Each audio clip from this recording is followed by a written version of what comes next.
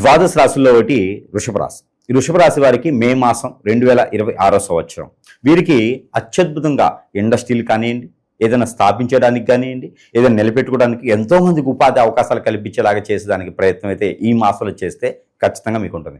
ఇంకా national international గేమ్స్లో ఏదైనా పాల్గొంటున్నారా మీరు? చాలా అద్భుతంగా ఉంటుంది, ప్రయత్నం చేయండి. ఇంకా గోల్డ్ సిల్వర్ లాంటి వ్యాపారాలు ఏమైనా చేయాలనుకుంటున్నారా?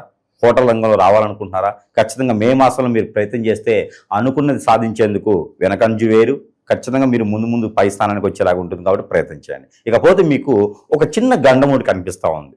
ఈ మాసంలో ఎక్కడైనా ప్రయాణం చేసేటప్పుడు కొంతమేర ఆచిచూచి ప్రయాణం అయితే చేయండి.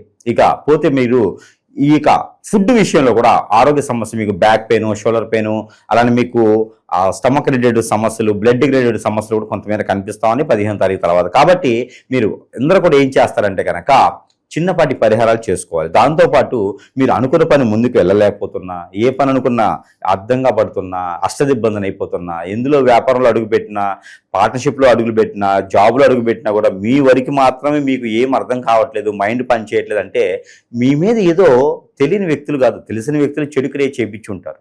ఇది మనసుకి మనకి తెలియదు బయటకి.